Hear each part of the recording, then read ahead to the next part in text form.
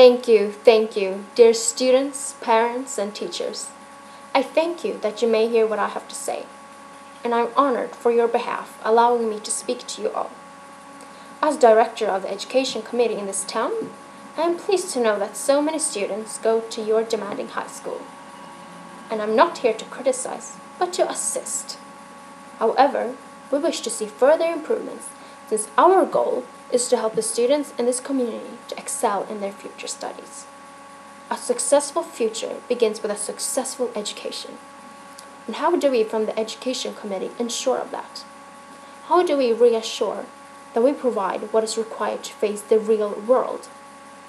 By introducing single-sex education, teaching girls, boys separate, we will enrich the knowledge of students with wider perspectives and personal achievements. Keys to success also involve interaction with extensive cultural gains. Therefore, we from the Education Committee agreed to introduce single-sex education, only applying for separate classrooms and not separate schools. We want to give your children and your students the opportunity to fulfill their goal in life by bringing this proposal to your high school. Think about this as a new opportunity for your children to advance.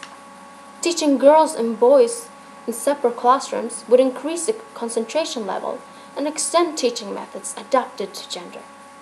Of course, you might wonder, how would the students be able to adjust to the new school environment? We are willing to prove that this would not just be an unnecessary act of change, but a step closer to the future. Segregating girls and boys would mean a more flexible environment in classrooms, where teachers can adapt to temperament, abilities, and learning processes because of the differences in how females and males learn. We want to guarantee that the class environment will suit the students and enhance the ability to succeed. As the students are entering the stage of adolescence, girls and boys distract one another more easily from their education as they start to develop. You may disagree and argue that students need to learn the behavior of one another at some point. But give me one reason to why distraction is a good influence to one's learning. Loud and noisy classrooms? Does that sound as a working environment to you? Separating girls and boys into different classrooms will eliminate further distractions and encourage more time to their academic studies rather than impressing and behaving differently around the opposite gender. Since the classrooms would be adapted to a new environment, gender stereotyping within the classrooms would decrease. Too much pressure or dominance by a certain gender only becomes stressful, unhealthy, and may contribute to lower self-esteem and confidence. Who want to be in constant pressure and stress? Henceforth, it would weaken the students' academic accomplishments and development. As director of the Education Committee, I believe that single-sex education is not about segregation, but to make sure that the environment around each and every student is comfortable and adapted to every individual's needs. A single-sex environment can develop new confidence, climate, and courage. We want to promote the eagerness of trying new things, stepping out of the closet and opening your eyes to new perspectives. Single-sex classrooms will be able to offer that. We are here to help, to improve, to accomplish. We believe a successful education leads to a successful future. Thank you. Parents, teachers, and fellow students, listen wisely before you speak, and so you may speak wisely once you have listened. I am but a student from Kung Somen's Gymnasium, a student who has words to speak out loud, a student who had thoughts that remained in silence. For 2 years, I experienced an excellent education in which I would never replace, an education in which excellent young men and women know each other's value and place.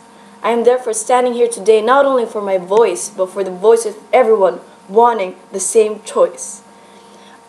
A new proposal is introduced in which I totally disagree.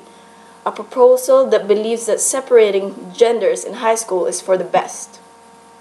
And now, as this proposal is implemented, will we let it fall? Will we let the excellence be destroyed and ruin it all?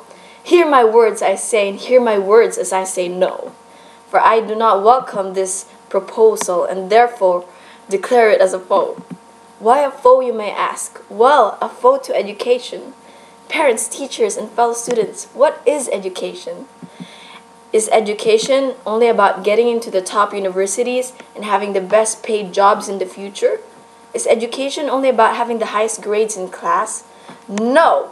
Well, if I'm not wrong, this proposal seems to completely answer yes to these questions in accordance of separating the two genders for high school. Students, education is not only about E equals MC squared or memorizing the whole periodic table by heart. Parents, it's not only about Shakespeare's To Be or Not to Be or analyzing every world-famous literature that exists. And teachers, education is not solely relied upon finding the answers to the mysteries of our solar system, testing scientific theories, or solving social problems. No! Therefore, I repeat, what is education? I believe that education is a lifelong investment in which it should all include all areas in our life, like learning, experiencing, and socially adapting with different people, like in a gender-mixed society. In the future, most of the students will have to encounter working with the opposite sex anyways, so what's the use of having a single-sex school for high school pupils? In Hong Kong, where 10% of the schools are single-sex, girls appear to do better. In Belgium, however, where co-educational schools are in minority, boys and girls who study together get the best results. Even a research in Scotland showed that even in a co-educational school separating pupils into single-sex classes failed to improve boys' performance. If students are already having trouble concentrating in a gender-mixed class, how much more trouble would they encounter once they start working in a gender-mixed working environment? Should we also have a gender-divided working system? No. A famous American philosopher named John Dewey once said, "Education is not a preparation for life. Education is life itself." And with that, I definitely agree. And so, as I conclude, may your words and your thoughts agree with me, and together, may we disagree with single-sex education for high school students. Thank you.